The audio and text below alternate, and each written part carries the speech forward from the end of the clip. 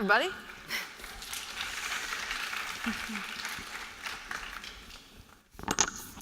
Hi, everyone. Hello. I'm Nicole Ogoff, Chief Marketing Officer at Story. I'm joined here on this panel with some lovely ladies. Can you speak any higher? Sorry. I have Jacqueline Lieberman, who's my work wife and managing partner at Story, and our esteemed partner, Leslie Miller, who is the Director of Marketing of Ice Cream at Unilever. So to tempt you and incentivize all of you to sit through this, which I know we're standing between lunch and running a little bit over, she has brought ice cream for everyone at the close of the presentation. We promise there's something really good and sweet at the back. But no first, cheating, no cheating. I can see all of you. But first, we are here to talk to you about... There we go. Oh, there we go. We're here to talk to you about the power of stories and how you could know if yours is working to actually reach the audience that you're trying to influence. We're going to use good humor as a case study today, an American classic, and take you through our process at finding a story, in this case, modernizing one and making it meaningful, and also unveil a methodology that really can prove that stories prevail in moving people to act. But before I begin, we have a note from our sponsor. But you can actually skip this. 5, 4, this should be really familiar to all of you. You know you want to, we all want to. This online countdown clock is probably the most honest thing that has happened to the advertising industry. It's a live filter of whether we care and whether you're going to get my attention. It's probably the most explicit admission yet that advertising is not something we want, but gets in the way of something we want. So don't interrupt what people are interested in. Be what they're interested in. Skip the ads and start telling stories that are worthy of people's time. People love a good story. It's why we stay up late at night to finish that chapter of a book. It's why we watch a movie. It's why we're all binging Netflix. Personally, myself, Stranger Things, just came out. Can't stop watching. But stories engage us like little else.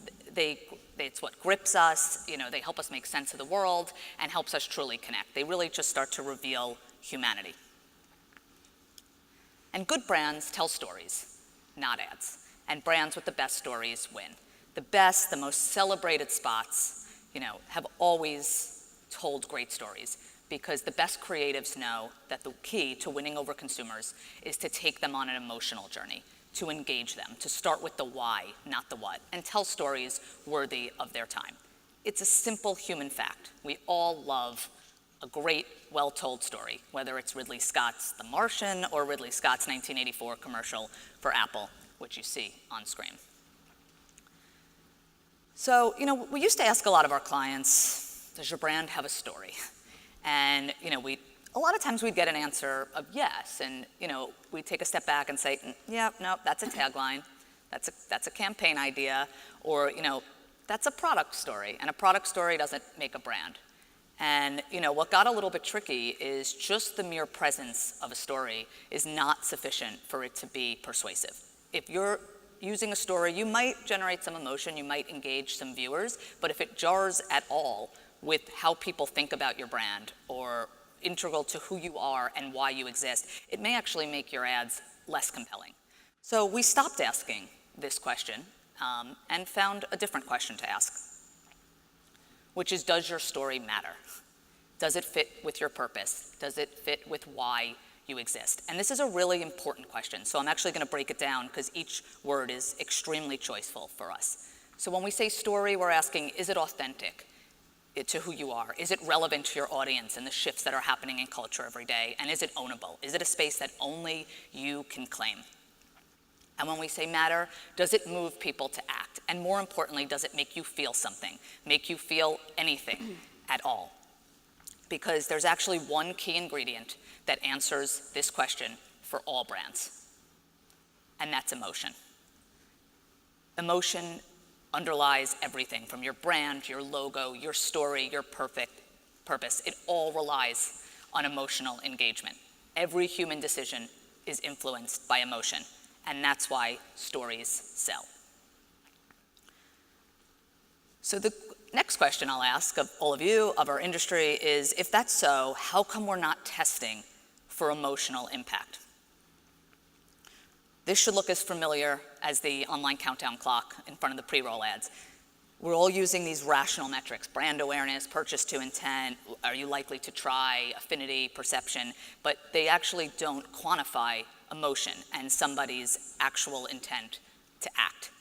So that's why here at Story, we've developed a way to actually measure the emotional resonance of brand stories. And I'm going to hand it over to Jacqueline, who's going to dive into that magic.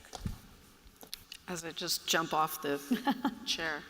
While being Nicole's work wife is very important for you to know, she forgot to mention that I run the strategy department at Story, which is kind of why I'm up here and about to geek out on all of the things I'm about to show you. So in doing so, we partnered with a company called System 1 Research to develop a methodology called Story Score. And the reason why that this is important for us is because this became the measurement of how we could start to really prove out an ad versus a story, and to find out what's the emotional resonance of the words on the page. So the reason why that I am particularly excited about this methodology is because it measures the emotion of the story. So before product placement, before logos, before imagery and setting and all of those other things that are important in our industry, it's literally taking the words on the page and saying, does it move people? And when we say move people, we don't mean that we're aiming to make everybody hysterically crying all the time. We don't mean that. It just means, do you feel something? And because really, if you feel something, when people feel something, they'll do something. And in our industry, that's exactly what we're trying to do, is motivate people to do something. There's some kind of call to action. So Story Score is the way that we do this. We wouldn't be a storytelling agency unless we had a rigor to actually find the story. So we have a story discovery workshop where I conduct a dozen narrative exercises with client stakeholders, and really getting to the meaning and the why behind the brand. And I'm going to walk you through exactly what we did for Good Humor. And then really the secret sauce from there is that once we go through that workshop, which is a whole day of getting these key inputs, that's really where I start to develop the story platform. And really another word for that could be brand ethos. But the reason why it's different from brand ethos is the fact that it's your ethos, but it's rooted in narrative. And you're able to, that essentially becomes my creative brief. It's a few words, it's not a tagline, but it's supposed to get to the emotional heart of the brand. And it's the principle that most powerfully narrates the relationship between your brand and your audience. And you'll see kind of what I mean by that. And then we go through testing. And then the final output is what we call story making, which is you go from words on a page to in-market creative. And the reason why that Story Score is placed where it is because what this does is, at the point of the process, is before we even get to creative development, we know and can proceed with confidence into story making and into creative briefing, because we know that we're already working with a narrative that moves people. And that's how we bring it to life. Ice cream. Yeah, so I get to come in at a really great moment, because I think all the things Jacqueline and Nicole talked about are so relevant for brands today. And Unilever is our parent company, and we're part of a bigger ice cream story. We've got Ben & Jerry's and Talenti and Breyers. We've got Magnum, Popsicle, Klondike, and there sits Good Humor. And I've worked on the portfolio for about 10 years and have touched all those brands. And Good Humor for me is one where the story kind of methodology really, really mattered, because there's a lot of ways you can look at how to tell stories and build the right one. And Good Humor is a little bit dusty. You know, ultimately, our ask was about, we have to modernize our brand, because this has been around for almost 100 years. We're the Good Humor truck, we're the man, we're the jingle. We've got products, cones, sandwiches, sticks. Some people think of us as generic or private label. And that leaves me as a marketeer going, well, how do I even construct where to start? Because I know that this brand is extremely powerful, and it has emotion that goes well beyond the hundreds of people that meet me and they say, oh my God, I remember the Good Humor truck, or I remember Chocolate Eclair. Who's had Chocolate Eclair as a child? Strawberry shortcake? Yep, that's what I thought. So those kind of powerful things leave you with how do you do that? And so these guys and we're gonna walk you through what we did, but this methodology really, really takes what you think are these really cool things about your brand, but puts it in a process that actually helps you find this meaning. And so that's really where we started, was how do we modernize good humor, but let's do it in a way that has a really special touch to it. So we started with the workshop with Leslie and her team. And of course, every agency on the planet, and especially any planner, will always kind of ask about, what are your brand values, what's your brand purpose, your vision, your point of view, ethos, all of those different words. But the exercise that I like to do here is we start with the brand values and we say, okay, so for good humor, what are the values of your brand? Neighborly, freedom, tasty treat, excitement, timeless. And then what we start to do is we put that in the center, and then we start to craft context around each of those words. Because I need to understand that we can't always talk about these values all the time in the same way. So what does neighborly really, really mean when we start to talk about it with good humor? That means, neighborly means that when you hear the good humor jingle and you see the truck, kids are flocking to the truck. Parents are out there. Next thing you know, you're actually talking to your neighbor down the street that you haven't seen in 4 months, and everybody's kind of congregating on the sidewalk, because that's part of, the good humor experience. So that became something that we really wanted to uncover. And we did the same thing in terms of freedom. What does that mean exactly? Freedom, it means you can be free running top speed to that truck, running down the street, and that free spirit that you feel. So part of the exercise really is about taking these values, adding context, and really what we start to do is take what would be traditionally product claims, and we add meaning. Then we looked at the brand personality. We did one of my favorite exercises called archetype exercise. So we look at the 12 archetypes that exist out in the world that basically can apply to every single brand. And we really start to scrutinize them, and we start to say, who's good humor today? So today, it really was pretty obvious that good humor was the innocent as an archetype. Because when you start to read the description of wholesome, pure, forgiving, trusting, honest, happy, that's pretty much the personification of what the traditional good humor man would be. But then we kind of pressed a little bit more and said, well, what aspirationally, where do you want to go aspirationally as a brand? What would your brand voice be then? And then we started to look at the jester. Clown, trickster, playful, takes things lightly, creates a little fun and chaos. I mean, humor is in good humor's name. There is no reason why we can't authentically own that as a brand and start to really think like a jester. So how we use this exercise really starts to drive tone of voice for creative. And I'll just add really quickly, I think this was a really fun conversation, but a tough one, because modernizing a brand has its confines, right? You can't push too far, and this is ultimately a marketing kind of question constantly of where's too far, but where's far enough to sort of re-engage a new user or get someone that's maybe a latent user back. And this was a tough chat, because when I see words like mischievous and trickster, and then I'm talking about the good humor man, that's hard, because that's an evolution. So we played a lot with the jester as inspiration, and then we really built out the right words that would fit that evolution, as opposed to just saying, well, the good humor man's now a mischievous trickster. And those things, though, are the fun of the conversations, because this is what makes your brand really strong, is when you have the tough conversations in the journey, as opposed to seeing creative at the end and you're like, well, why is the tone of that super kind of off-putting and more humorous? Are we there yet? Well, no, we're on the journey together. So this was the moment for us to say, we want to mold the good humor man of the old days, the innocent kind of bow tie guy, into this more humorous, playful guy of the future, which has a modern feel. But the way in which we do it was a really, really strong conversation that we had as a team. Yes. And when she says strong, we argued.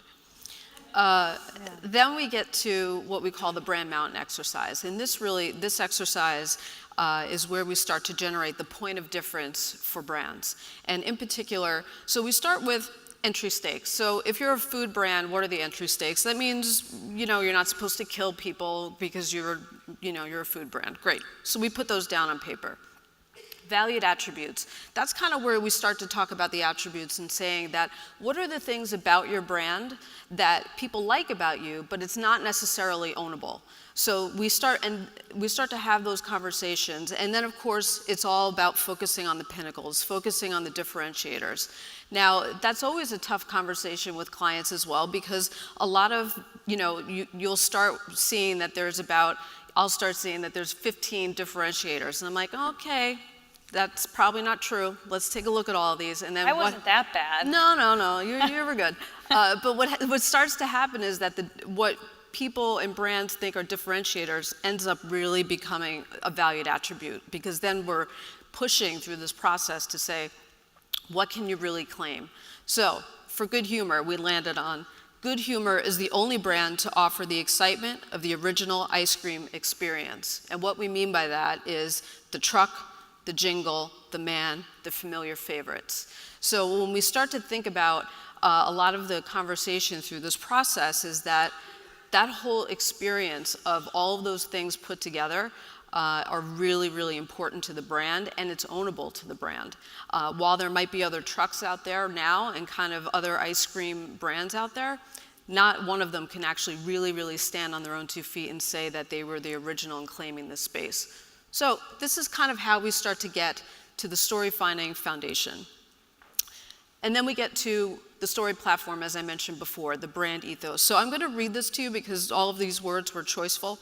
So we landed on childhood delivered. So again, imagine that this is my creative brief to my creative team, is that I give them the words, and it needs to be broad enough where it gives everybody a lot of legs to explore. So childhood represents the promise of innocence, the freedom of imagination, the playfulness of living in the moment. It's about the delight of feeling ageless and having kid-like joy in your heart. And delivered represents the fact that good humor is literally brought directly to you by the original courier of joy, the Good Humor Man. Delivered also puts a finer point on carrying through with a promise of never being disappointed with the distinct taste of your good humor choice. And Good Humor delivers the original ice cream experience, delivers a timeless mindset, and delivers the permission to pause even for a moment. Not many people can start to eat a Good Humor ice cream and do a lot of different things at the same time. It really does force you to stop and at least for a minute enjoy it. So this becomes the brief, and with a solid foundation, then we start, the next part of the process is let's craft stories and not create ads. So this kind of gives us a really nice foundation to work from. And then we tested them against this guy, Blue Bunny ice cream, which, is kind of a challenge because he's pretty cute, pink paws and all and furry. And do you want to maybe talk about? Yeah, I think, this was an important part for us because ultimately we have to be realistic about, we are in a competitive set of other ice cream brands, and we want to understand how we do play out and how the value of our story and that emotional connection can really be strengthened by getting it right. So we talked a lot about where is the right kind of benchmark, because I think a big part of marketing is being realistic, right? And saying, how do we make sure that we're stacking up correctly? So Blue Bunny for the Good Humor brand is probably our #1 competitor. They're the #3 market manufacturer, and they make a variety of products. And at the purest level, Good Humor in a product format is variety. Sticks, cones, sandwiches, and stickless bars. So Blue Bunny has a comparable set. They don't have a ton of incremental branding beyond Blue Bunny, just like Good Humor is Good Humor and Blue Bunny is Blue Bunny. So we felt that this would be a really good product and range to understand how it fits into kind of the balance of our story. Yep. So in terms of story score, we took 2 in-market TV ads of Blue Bunny, and what we did was what we call back translate them, meaning that we just take their scripts from the TV ads and we just create the text, and that becomes stimuli. So we had 2 pieces of stimuli for Blue Bunny, and then we had the stimuli that we created for Good Humor, which were 3 new narrative territories based off of our platform of childhood delivered. So the methodology in terms of story score is that 500 people are viewed stories and the Blue Bunny ads in quick succession. So they're just seeing, just a reminder, they're just seeing the actual script, and on the same page that they're actually viewing, they're asked this question of, which one of these stories, imagine that you own shares in them, would you buy more shares or would you sell shares? And doing that quick sorting exercise, and so you're not really, and it's very quick in terms of, we're not asking them to take a year to read it and think about it and contemplate. They read it, they're asked the question, and then they're quickly asked of whether or not they're sorting and buying or selling the idea. And basically the speed by which that they assess whether or not if they're buying or selling really is all about their system one thinking. And the system one thinking, and the reason why that this is important is because this is your instinctive, emotional part of your brain that works. And that's also, by the way, how we actually make brand choices in our everyday life. So that's why I love this methodology, in that it really just gets to the real of how we really make decisions out in markets. And this is why it's important for us to kind of emulate that as marketers. Because the system two thinking of being deliberate and logical is just not the reality. Even though people in store might be reading labels these days, but there's a reason why people actually walk up to a shelf, pick up your product, look at its packaging, its imagery, its placement, all of those things come into factor. And the fact that you're going to reach for it, that's your system one brain. And the way that I kind of liken it to is when you go into a department store and you're kind of like randomly taking all these clothes and you're taking clothes off hangers, and the next thing you know, you're walking into, the dressing room with 2 arms filled with clothes. That's your system one thinking in action, because you like the certain color or style. And then the fact that you walk out of the dressing room with 1 pair of pants is your system two thinking in action, saying, well, I have back fat, I have this thing, I don't like the way it looks and the color, and that's not the reality of how people really make decisions, at least from a marketing standpoint. Because emotion is at the heart of system one thinking. So when we ask people, first after they do their sorting exercise, then when we say, so of the concepts that you saw and the ideas that you saw, that you said that you would buy shares in, now tell us which one of these faces best express how you think people would feel about the story. So Paul Eckert has made this framing model very famous in terms of that there's 8 human emotions, basic human emotions: contempt, surprise, anger, disgust, fear, happiness, sadness, and neutral. Neutral being brand death, because you would much rather piss somebody off and make them really angry than have a consumer say that they actually read it or they saw something and they felt nothing. So we at least want to make sure that we're garnering some kind of emotion. So the winner of our testing was childhood dreams. So I'd like to read this, but I'd like to ask everybody here in the room to close their eyes, because that is the best way for you to actually let the creative wash over you. So I'd like to read it, if you don't mind, and don't fall asleep. It's not long. Childhood dream. So we open up on a freshly pressed Good Humor uniform hanging off an ironing board in a suburban bedroom. We can hear the sounds of a shower and the carefree whistle of a familiar tune. We see close-ups of the uniform being put on, pants tucked, a well-cared-for chrome changer is slipped onto a nicely oiled black leather belt. The top button is buttoned, and a neat black bow tie is pulled perfectly into shape. We follow our pristine Good Humor hero down the hallway. Natural light from the windows illuminates picture frames on the wall. Our hero touches them as we pass. They show a sweet young girl growing up, at 3 years old, holding a half-melted ice cream bar and reaching for her father, a Good Humor man. As a teen, wearing her own Good Humor outfit, posing with her father and his fellow Good Humor men. In college, grinning and getting a birthday cake tattoo bar tattooed on her arm. Our hero's whistling pulls together and becomes more recognizable. It's the Good Humor jingle. We follow her out of the house and into the waiting Good Humor truck. Keys turn into the ignition. A dashboard switch turns the jingle on through the car's speakers, merging with the whistle.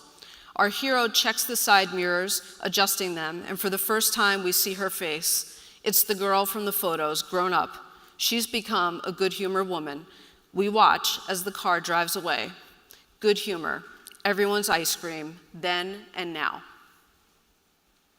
You can open your eyes. So, how many people, kind of going back to this, how many people from a show of hands felt happy?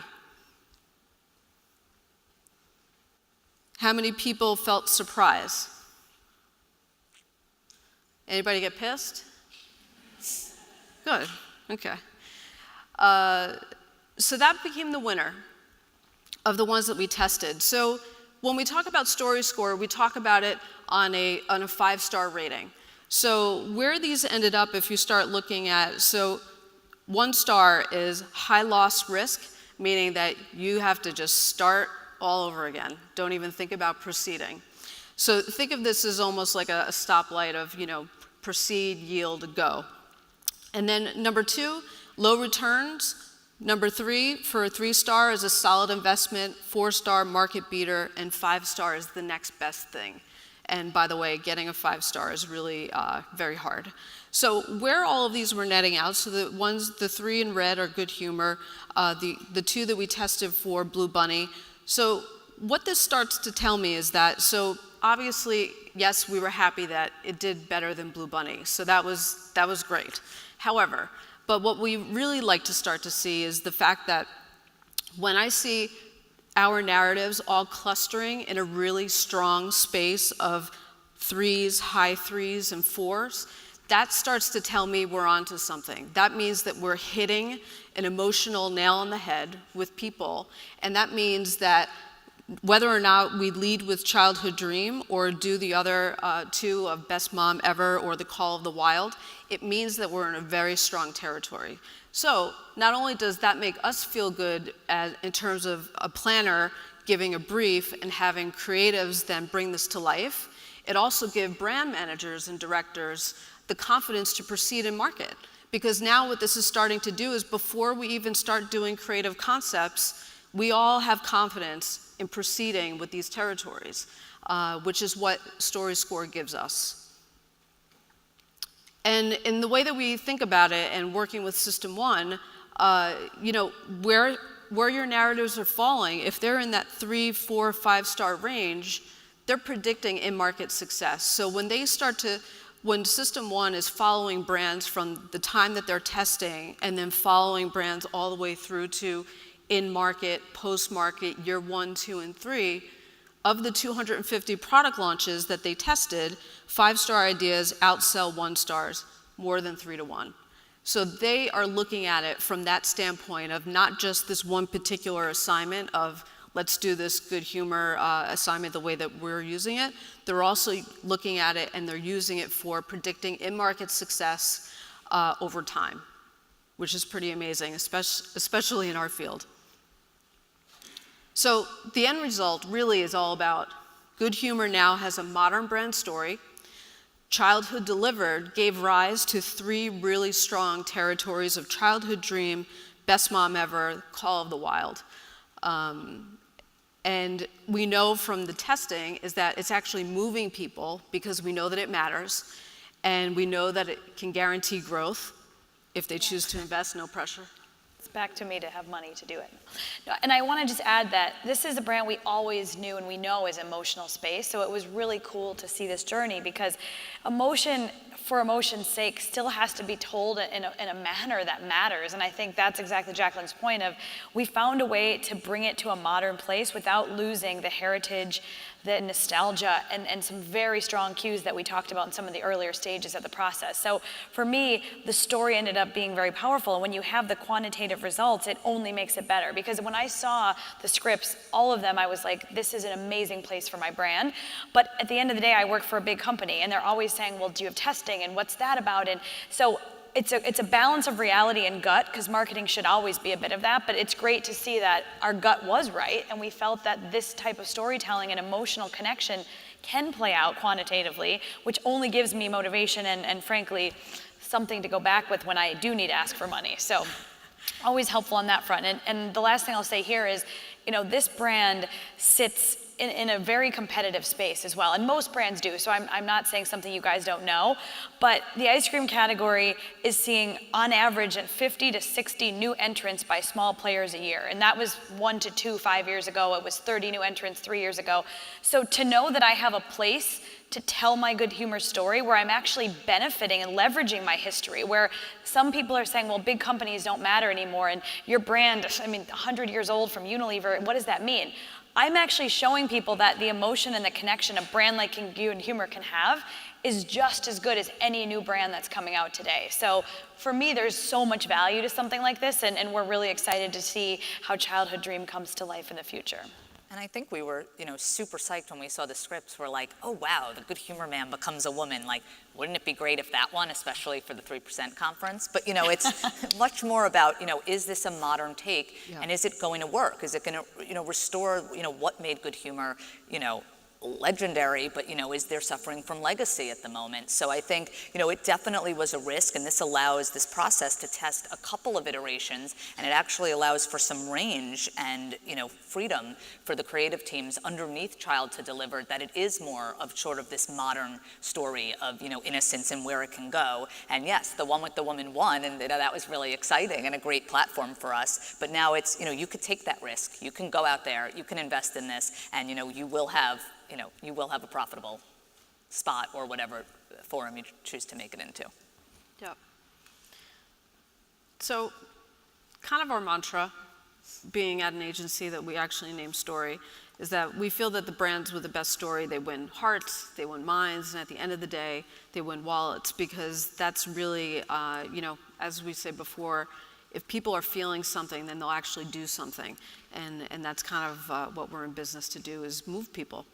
And why always rely on rational metrics when we're in an industry that really is highly emotive? So I would kind of just challenge us as an industry to really, really think in those terms of why people do what they do, and don't just take the rational metrics for face value.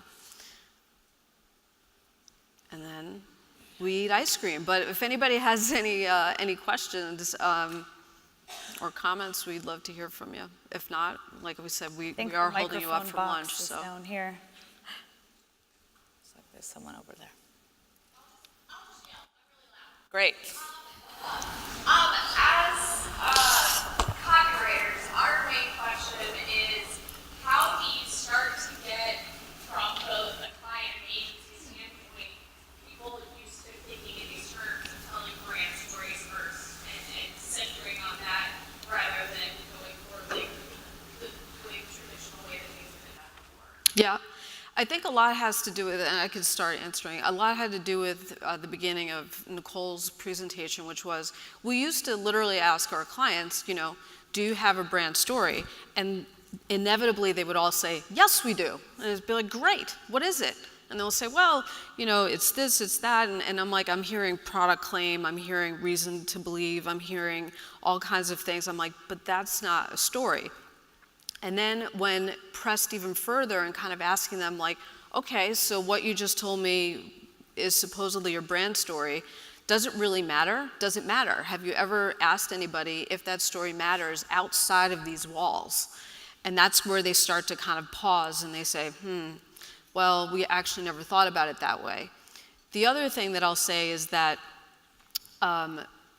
where, especially in looking at that story score chart of like where things get plotted out, what that starts to do is saying that if you have a story, you're able to, it's not just that Childhood Dream was the one that won, and yes, of course, that's the one that we would immediately want to start doing creative development against, but it means the other two are really strong, and when you have a strong story, you have a thread.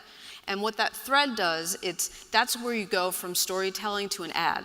An ad has one particular purpose, it has its time, and it has its day in the sun, and then the next thing you know, as soon as you turn those media dollars off, it's crickets. So when we start to think about stories, we're thinking about it in a way that it's not necessarily even in a campaign. It needs to have a through line, and that's when you could see it evolve. And from the client side, hire the best people. I mean, hire people that are invested in knowing how to tell stories. And I think there's more and more amazing people. I'm lucky enough to work with some of the best. I also have a company at Unilever that's giving me permission to take more risks. I think you always are going to balance large companies, even smaller companies that have profit and they've got other portfolios. I mean, one of the issues Good Humor has is it sits in a portfolio of 7 brands, and it's, you know, everything has a role to play. So for me, it's about getting the best partners, because sometimes you need someone to hold a mirror to your face and say, you know what, Leslie, your brand's doing a lot of great over there, but take a look at your storytelling ability. And then it's having a company and pushing for the support to have permission to take risks in a space that in some ways isn't that risky, but to a more traditional company might be more risky.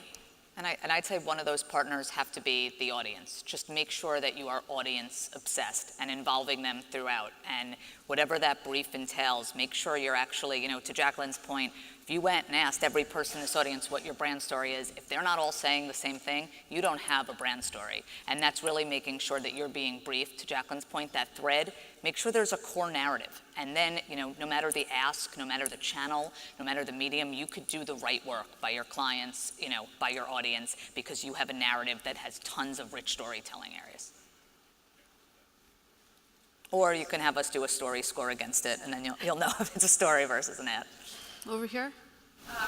So obviously a story is very difficult to communicate values. How long do you think the shelf life of that is? Obviously knowing you, the brand is trying to change over time. But how long do you think that the shelf life of something like that is? Yeah. Well, that's kind of where we get to the story platform of childhood delivered. That's meant to be, when we develop story platforms for all of our brands, it's meant to be evergreen, meaning that you should be able to look at childhood delivered 2 years from now, 3 years from now, and still say, that's my brand, that's what I'm about, that's my purpose. It's not supposed to be a short-term, 1-year kind of gig, and that's kind of why it lives up here. So that's what allows you to then, if you nail it and you really do it right, you're able to pivot year over year over year, depending on whatever your communication objectives are, your business objectives are. It still should, you know, stay true. When you know you don't nail it is when you look at it and you're like, I can't see myself as the brand anymore. I can't, this is a big departure for where we're going. So that's kind of the difference. And again, it's once you get to that platform of childhood delivered, even though we had those 3 territories, there's an infinite amount of territories that you could then start to explore. We just happened to land on those 3. But really, it's supposed to really, really live on. You know, which is the best part about it, is because you don't have to keep reinventing yourself as a brand, because you do it once, you do it with rigor, and you test, and then when you land on it, that's where all the fun part begins, is now you start bringing it to life through creative ideas. Make sense? I'm a stand-up Tamani Walker from Boston. Hi. I'm a junior brand strategist, and like I feel a lot of the same ways that you were talking about, like emotive brands. But kind of being at this level, I was trying to gauge kind of some of the VPs of like how to think differently about how we embrace the brand story.